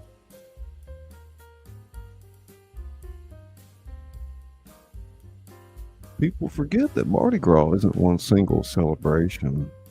It's always been multiple parallel celebrations happening simultaneously across different neighborhoods and social classes.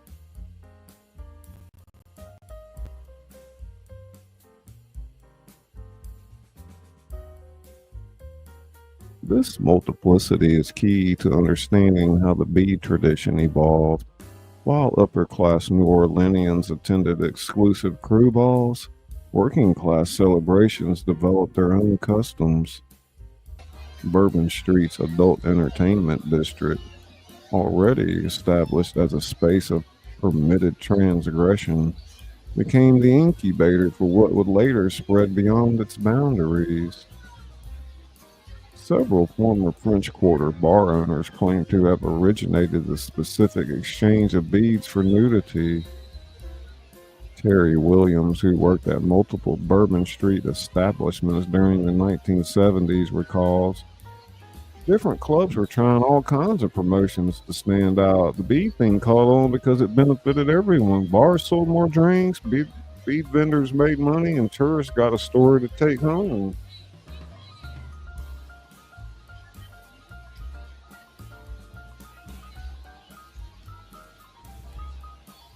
Media played a critical role in transforming a localized French Quarter practice into a defining image of Mardi Gras. National television coverage in the early 1990s, followed by the Girls Gone Wild videos, cemented particular images of Mardi Gras in the American imagination that often excluded the celebration's deeper cultural meanings.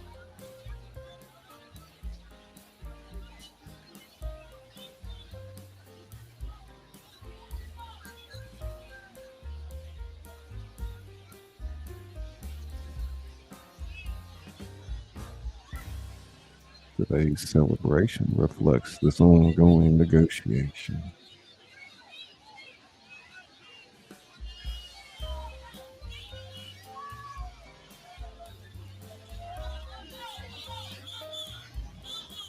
What makes Mardi Gras remarkable isn't any single tradition, but its continuous evolution.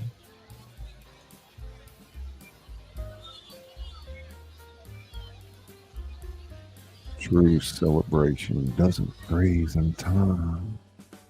It breathes with the community that it creates.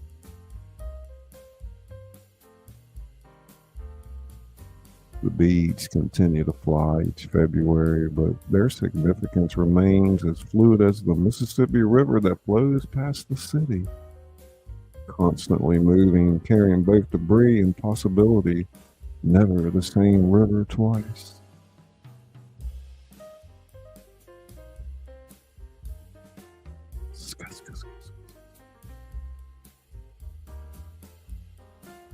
You got a whole cross.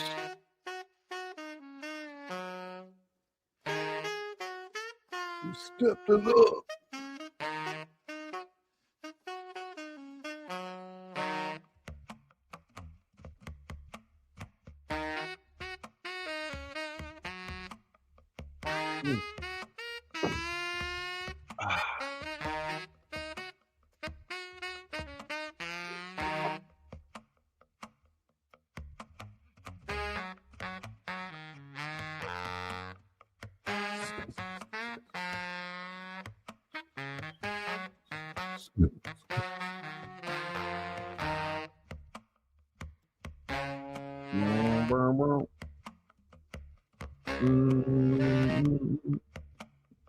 So what?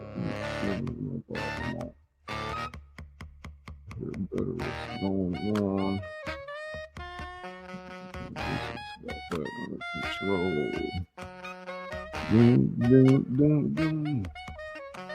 Le Mardi Gras, Laissez, le Bon Temps Rouler.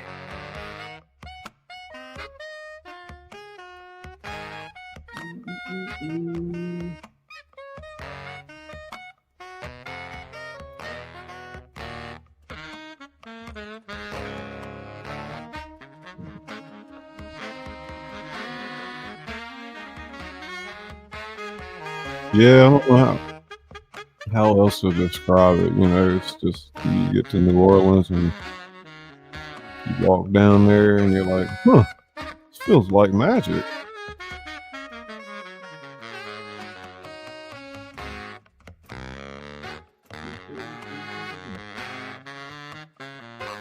Have a little cigarette and then we'll read a little bit from my novel and step it up a little bit.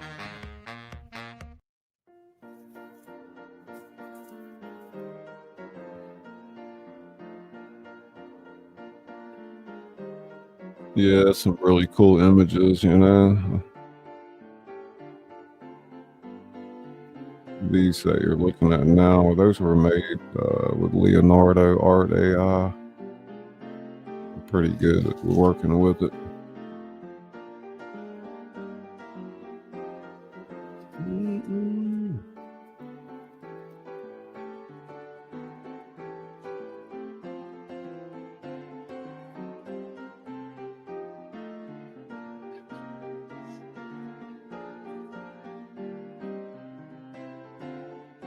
That's pretty cool. Lizzie made a bunch of these animations too. Pretty awesome. kind of lends to the magical air of it.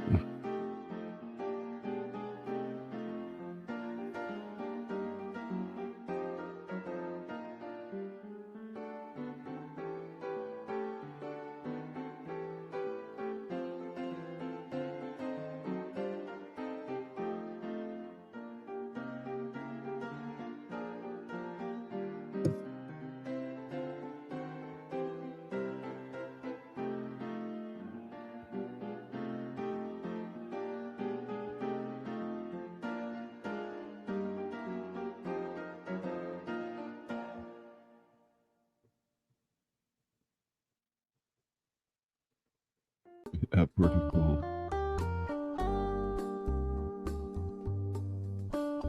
Let's see where I'm at on that book.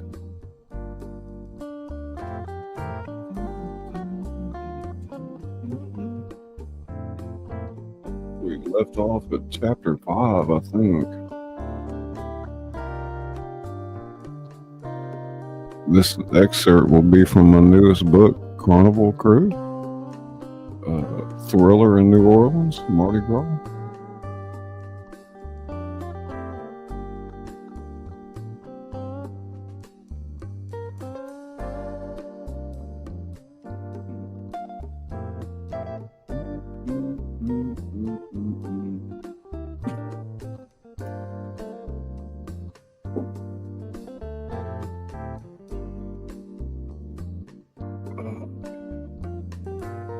How's everybody doing out there?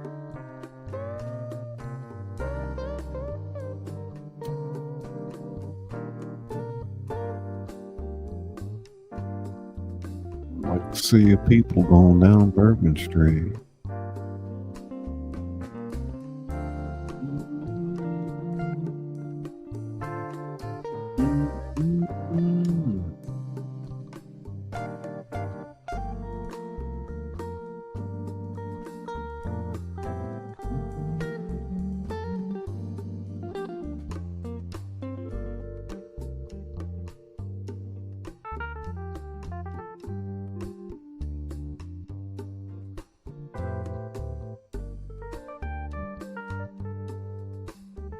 Mardi Gras.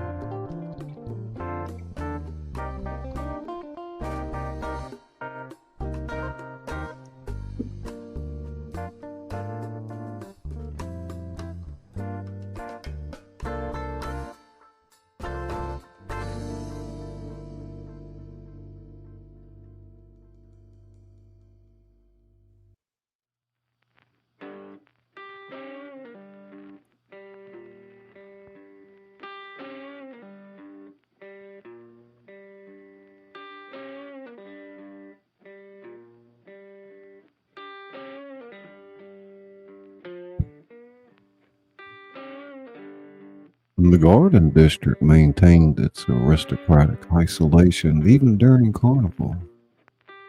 The grand homes set back behind wrought iron fences and centuries-old oak trees. In one of these mansions, A Greek revival masterpiece with columns that have witnessed generations of New Orleans history. 6 people gathered in a room that had never appeared in any architectural plans.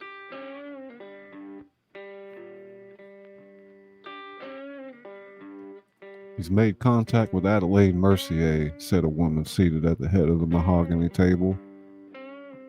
Olivier Devereaux, 72 years old, her silver hair swept into an elegant chignon, had been the first female member of the Crew of Shadows' inner circle in its 165-year history. Her family's banking fortune had secured her position 15 years ago. Though her knowledge of the city's spiritual geography had cemented her authority. As expected, responded Dr. James Whitfield, adjusting his wire-rimmed glasses. The preeminent neurologist at Tulane Medical Center presented a scholarly facade to the world. Those in this room knew his research extended far beyond conventional medicine into the nature of consciousness itself.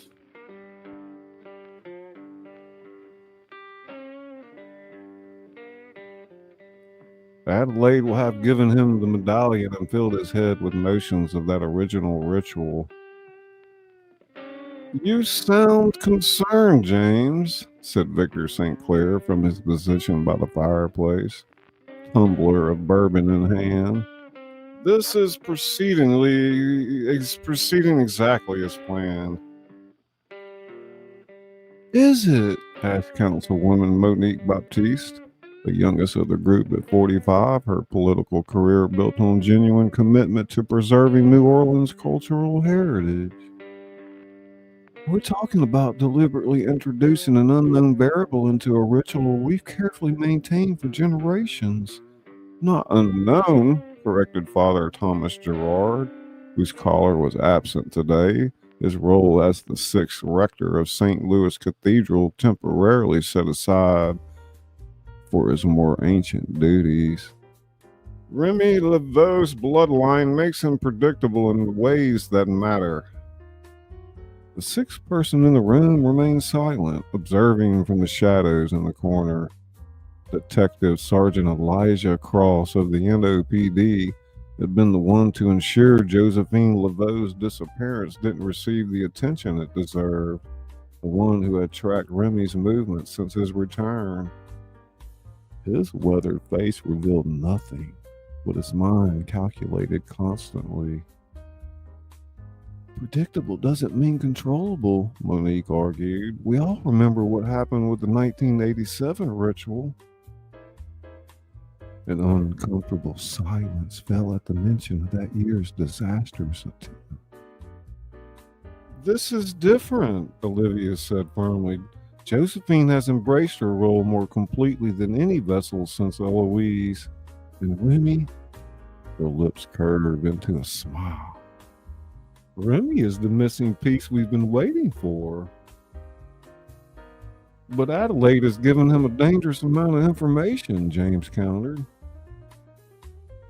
Only what he needs to believe he's disrupting our plans than fulfilling them, Victor said, swirling his bourbon. The true ritual has always required both a vessel and guide. We simply haven't had suitable candidates from the same generation of the bloodline until now. Father Thomas nodded. The twins in 1923 were the last opportunity, but influenza took the brother before Mardi Gras. And what of our 7th? Monique asked, glancing at the empty chair at the table. He should be here for this discussion. Matthew is preparing the masks, Victor replied. His role remains essential. Elijah finally spoke, his rough voice, decades of smoking cigarettes. Bordelon is the weak link. He's already said more than he should to Laveau and the professor. Which is exactly why we allowed that meeting to happen, Olivia said calmly. Everything they learn drives them precisely where we need them to go. Victor set down his glass and turned to face the group fully. For over a century, we've been limited to glimpses through the door, enough power to sustain us individually, but not enough to achieve what we know is possible. His eyes gleamed with an almost religious fervor. With both Laveaux participating, the door won't just open, it will remain open. And the consequences? Father Thomas asked quietly. A new era for New Orleans. For all of us. Elijah checked his watch. Remy and Dr. Thibodeau have left Adelaide's. They're heading downtown, presumably to prepare for tonight. He stood. I should return to monitoring them. Keep your distance, Olivia instructed, but make sure they arrive at the ball. If there's any indication they might not attend. I understand, Elijah said, moving toward the door.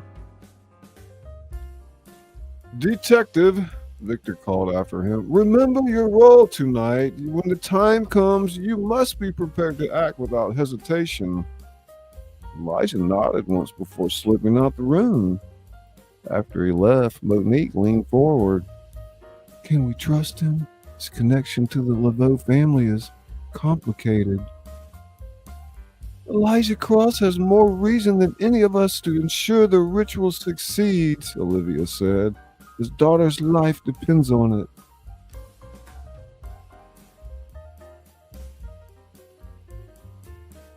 In a small apartment above a jazz club on Frenchman Street, a woman sat surrounded by candles, her hands hovering over a worn tarot deck. Natalie Cross, 34, should have been preparing for her night shift as an ER nurse at Tulane Medical. Instead, she had called in sick for the third time that month, her body too weak to withstand the physical demands of her job. Doctors had given her 6 months, perhaps a year. The rare form of leukemia advancing through her system didn't respond to conventional treatments. But Natalie knew what her father didn't, that her illness was no accident or of genetics or environmental factors. It was the price of knowledge. 7 years ago, she had witnessed the ritual as an uninvited observer hidden in the shadows of the St. Clair mansion. She had followed her father, suspicious of his monthly disappearances to private crew meetings, and discovered far more than she had bargained for.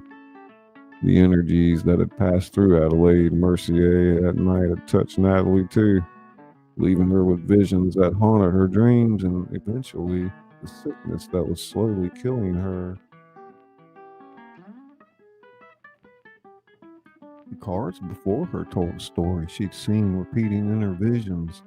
The jester queen at the crossroads, the guide who would either save or damn them all, and a door that, once fully open, might never close again. Natalie gathered the cards and reached for her phone. Marcel, she said when he answered, it's happening tonight. They're planning something different, something bigger than the usual ritual. She paused, listening to his response. No, Marcel. Remy Laveaux isn't their opponent. He's the final piece they've been waiting for.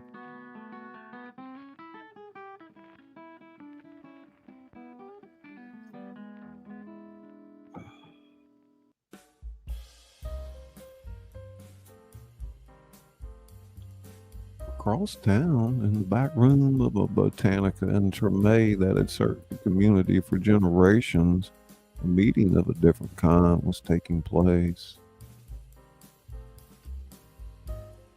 We cannot allow the crew of shadows to pervert the crossing ritual for another generation, said Henry Lambert, 87 years old, his hands gnarled with arthritis, but his mind still razor sharp. Around him sat 4 others, practitioners of what tourists called voodoo, but they knew as voodoo. keepers of traditions far older than the crew that had stolen and twisted them. Adelaide Mercier believes she's helping by giving the Laveau man the medallion, said Claire Toussaint, who ran the Botanica as her mother and grandmother had before her. She doesn't understand that she's playing into their hands. The ritual was never meant to be controlled, added Gabrielle Reynaud, whose ancestor had been among those who established the first true Mardi Gras celebrations in New Orleans. The crossing is a natural phenomenon. The energies should flow where they are needed, not be harnessed for personal power. Yeah, we're allowed the crew to manage it for over a century, pointed out Lucinda Barber, the youngest of the group at 29, her modern appearance belying her deep knowledge of the old ways, because the alternative was worse. Until now, Henry said gravely, my visions are clear. Both Laveaux participate in the ritual as the crew intends. The door will not simply open and close as it has in the past. It will be permanently altered. What can we do? Asked Dr. Omar Jackson, who balanced his life as a respected pathologist at University Hospital with his spiritual role as leader in their community. The crew's influence extends into every aspect of city power. Henry looked at each of them in turn. We must get a message to Remy Laveau before the ball. The medallion Adelaide gave him is not what she believes it to be. It was created by the crew themselves decades ago in a contingency for this very situation. And if we fail? Then after tonight, the New Orleans we know will be gone forever. What replaces it still bear the same name, but its soul will belong to what waits beyond the crossroads.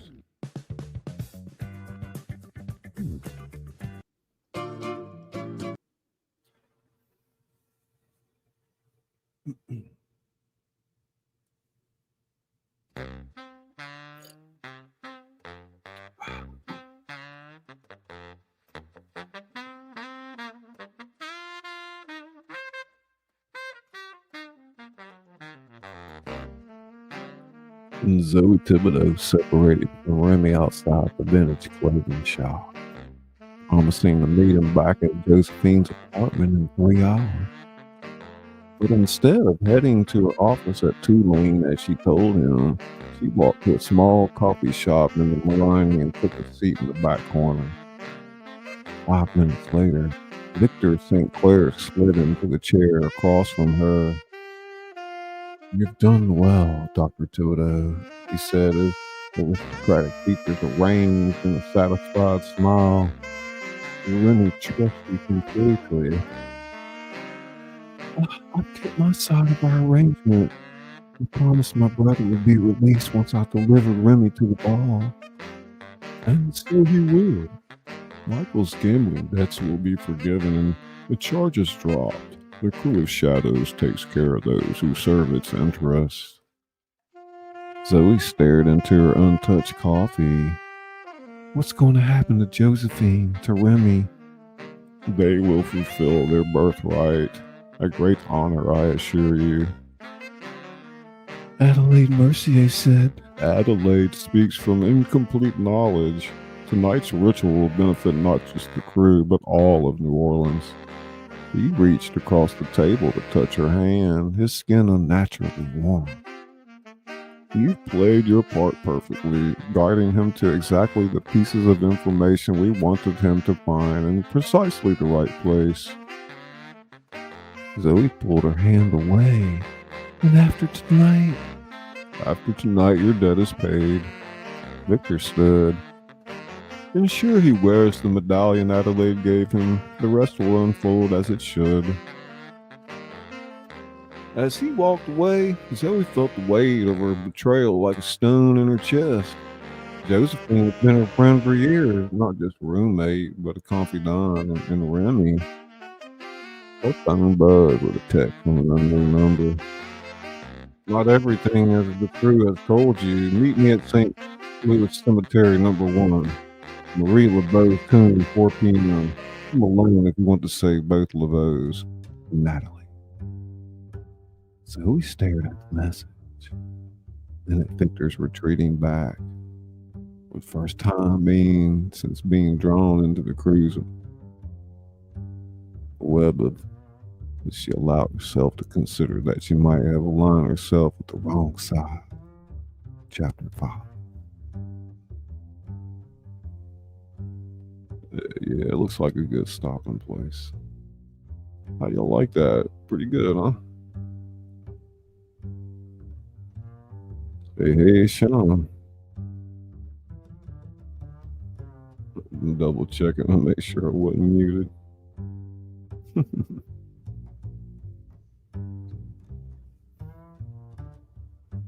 Yeah, a lot of good things going on.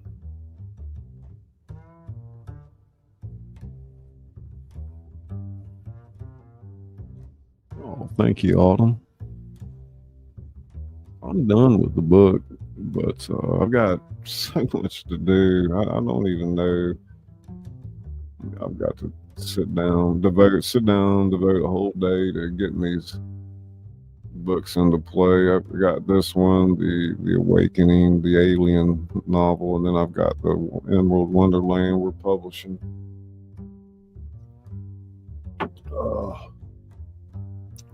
Oh, thank goodness I don't have to worry about proofreading and stuff, you know.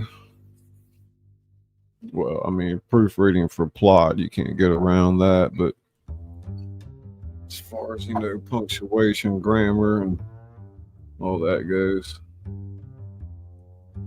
I mean, we do need to work on the book covers, but that may be easier said than done.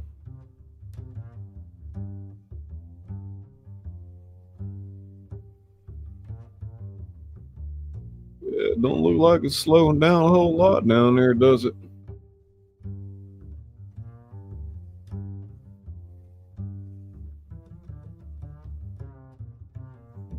Crazy.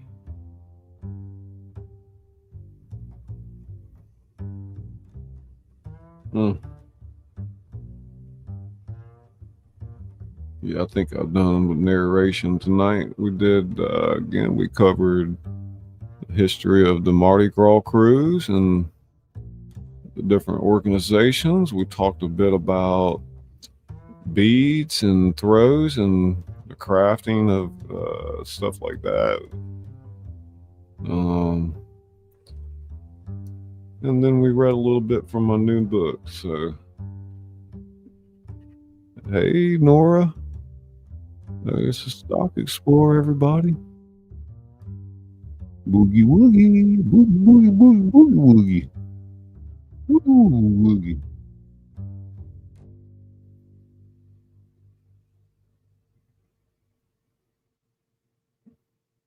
Yeah, if you're a Mardi Gras enthusiast, I mean, you go to all these different things. Well, you'd be worn out by Fat Tuesday. I don't even want to go to another parade on Fat Tuesday. I'm by that point.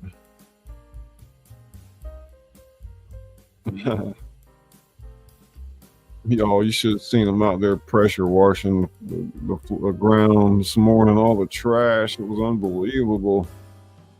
That's a big problem, man. Like, just tons and tons of plastic beads that get down into the drains and everything else.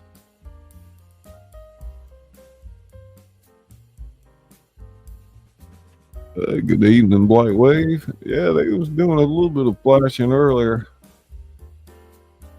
I don't know.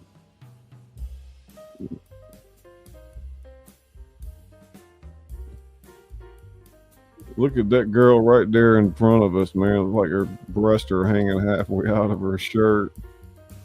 She's like, hell with it. I'm gonna let them hang out. Be ready to pull one out if I need to. Get beads. Ironically, she doesn't have any good beads around her neck. Look at that guy with the gold, purple, and green wig right there. It's got one little red LED light. Oh no, it's got other lights.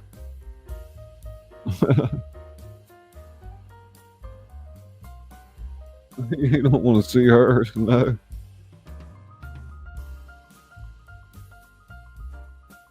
Lord have mercy.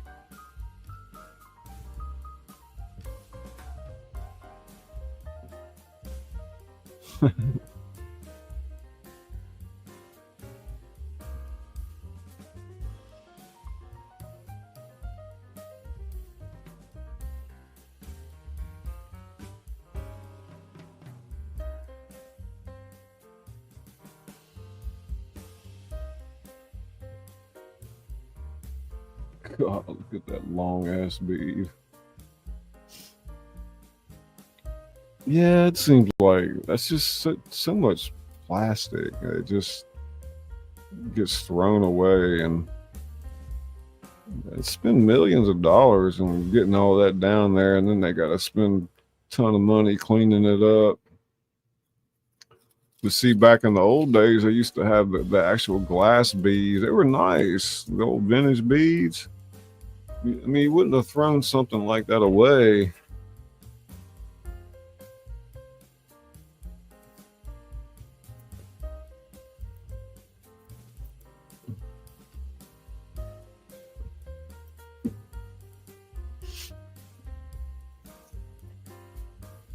I mean, look at all that trash on the ground. It's crazy.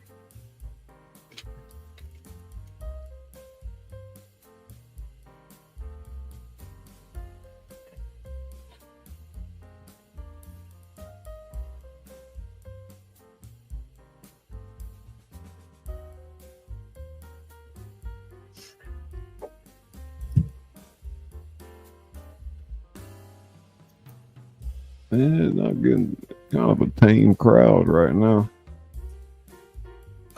Have you got this now? My computer's heating up. Yeah. I'm probably gonna wrap it up soon tonight. I'm a bit worn out, so. All right. Well, we did that 4-hour, 20-minute stream yesterday, and then 2-3 hour streams the day before. But I was thinking about tomorrow, talking about another aspect of it. I can't remember offhand what it was. Well, maybe I'll get back to it. I don't know. Yeah, you want to drop down? That's fine. All right. Just to chill for a few minutes.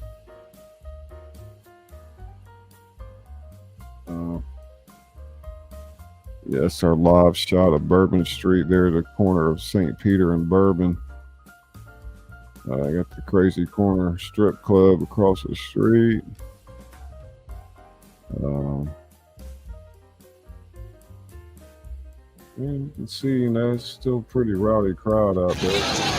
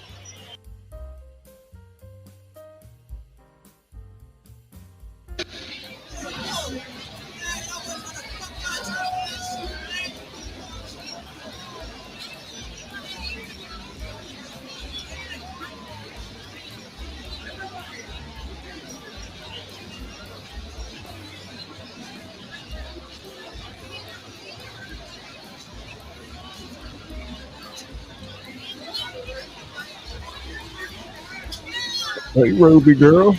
Welcome to the show. Live shot of Bourbon Street from Mardi Gras in New Orleans, Louisiana.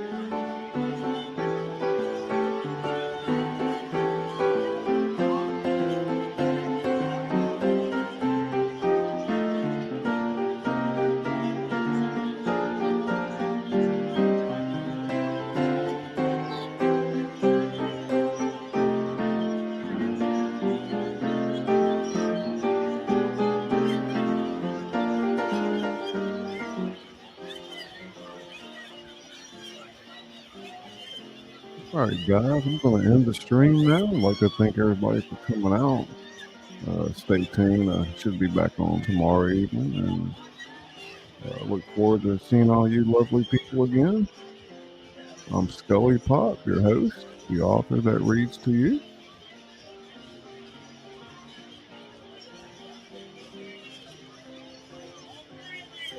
Let's see what we got here.